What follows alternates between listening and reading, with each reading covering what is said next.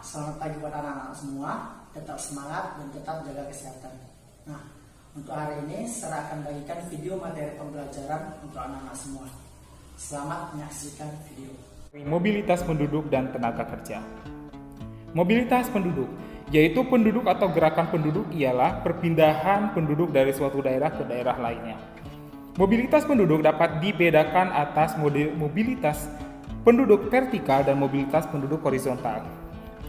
Mobilitas penduduk vertikal yaitu sering disebut dengan perubahan status dan salah satu contohnya adalah perubahan status pekerjaan.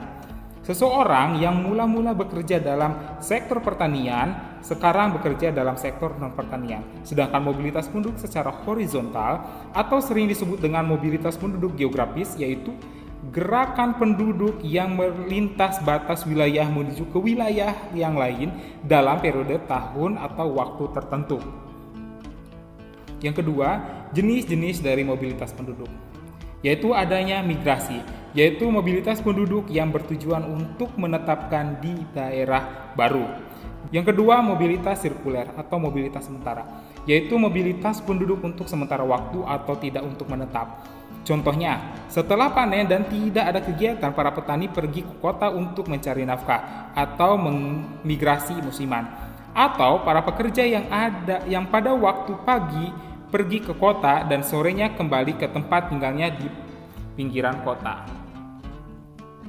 Migrasi, perpindahan penduduk dari suatu tempat ke tempat lain di dalam negeri maupun dari suatu negara ke negara lain untuk menetap, baik secara perorangan, keluarga maupun berkelompok. Pengertian menetap menurut sensus penduduk Indonesia adalah orang yang tinggal di daerah baru selama 6 bulan ataupun lebih. Sebab-sebab terjadinya migrasi. Yang pertama, alasan ekonomi, karena kesukaran hidup di suatu daerah mendorong kehidupan untuk mencari kehidupan yang lebih baik ke daerah lain. Yang kedua, alasan politik, yaitu adanya pergolakan politik dalam suatu negara sehingga kaum politisi pindah ke negara lain untuk mencari perlindungan dan keamanan dirinya.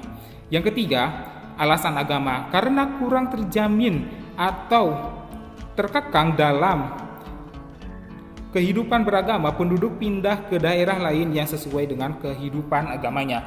Yang keempat, alasan lain, misalkan bencana alam, kekeringan yang panjang, peperangan, kelaparan, dan wabah penyakit. Jenis-jenis dari migrasi. Migrasi antar negara, yaitu atau internasional, yaitu perpindahan penduduk dari suatu negara ke negara lain yang termasuk antara negara adalah sebagai berikut. Yang pertama, imigrasi, yaitu masuknya penduduk negara lain ke suatu negara. Misalnya, masuknya orang Malaysia ke Indonesia, orang Malaysia tersebut disebut sebagai imigrasi. Perpindahannya yaitu disebut imigrasi. Imigrasi bersifat permanen, artinya tinggal menetap untuk selamanya, malah dapat pula bersifat sementara, misalnya TKI ke Arab Saudi berdasarkan kontrak selama 2 tahun. Yang kedua, emigrasi, yaitu keluarnya penduduk dari suatu negara ke negara lain, misalnya orang-orang Indonesia yang pindah ke New Caledonia dan Suriname, mereka disebut emigran. Perpindahannya disebut emigrasi. Dan ketiga, remigrasi, yaitu kembalinya para emigran ke negara asalnya. Misalnya orang-orang Ambon yang tadinya pindah ke Belanda sebagai emigran, kemudian kembali lagi pindah ke Indonesia. Migrasi dalam negeri, yaitu perpindahan dari suatu daerah ke daerah lain di wilayah negara itu. Misalnya penduduk antar provinsi yang termasuk imigrasi dalam negara adalah sebagai berikut. Adanya transmigrasi, yaitu perpindahan penduduk dari suatu pulau atau provinsi yang berpenduduk padat ke suatu pulau atau provinsi lain yang berpenduduk jarang di negara yang sama.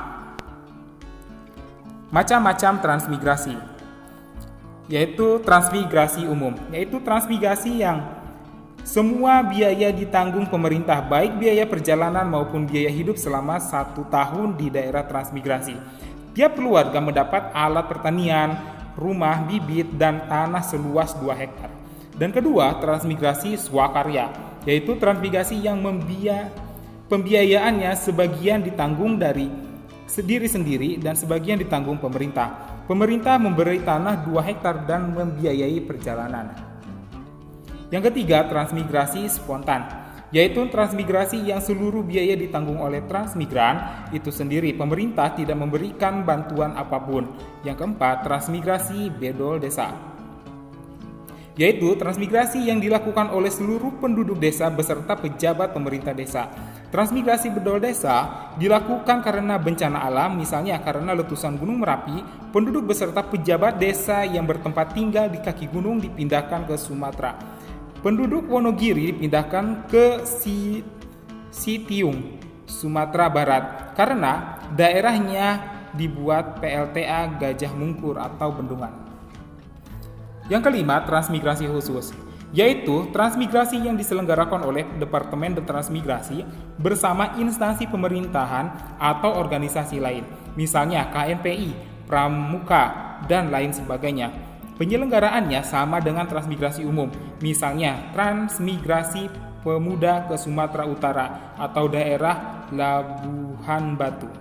Yang keenam, transmigrasi bekas pejuang, yaitu transmigrasi yang diselenggarakan oleh bekas pejuang dan hak yang ditransmigrasikan adalah mantan ABRI yang sudah pensiun. Daerah transmigrasinya adalah Kalimantan Barat dan Lampung. Yang selanjutnya, urbanisasi, yaitu perpindahan penduduk dari desa ke kota atau kota ke kota-kota besar. Permasalahan yang berkaitan dengan urbanisasi adalah sebagai berikut. Yang pertama, keadaan di desa banyak penduduk yang tidak memiliki tanah, penduduk rendah, dan sulit mencari pekerjaan di luar bidang pertanian. Yang kedua, keadaan di kota banyak daya tarik di kota, misalnya hiburan, rekreasi, adanya gedung, fasilitas pendidikan lengkap, dan luasnya kesempatan kerja dibandingkan di desa. Selanjutnya, akibat urbanisasi di kota timbul pengangguran karena tidak semua yang urbanisasi dapat bekerja. Timbul tunawisma dan dari daerah kumuh, kesejahteraan dan angkutan umum tidak dapat mencukupi kebutuhan penumpang yang terus meningkat. Yang kelima, usaha pemerintah mengurangi urbanisasi. Pemerintah membatasi desa pindah ke kota, melaksanakan pembangunan sampai ke daerah-daerah, mengembangkan kota-kota kecil, serta menyediakan fasilitas yang dibutuhkan penduduk desa, misalnya fasilitas pendidikan, kesehatan, hiburan, rekreasi, dan penerangan. Tadi anak-anak semua telah menyaksikan video materi pembelajaran.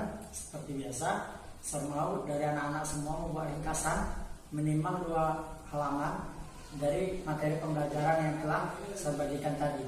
Dan jangan lupa untuk mengirimnya ke dalam Google Classroom. Cukup sekian untuk pertemuan kita hari ini. Selamat pagi, tetap semangat dan tetap jaga kesehatan.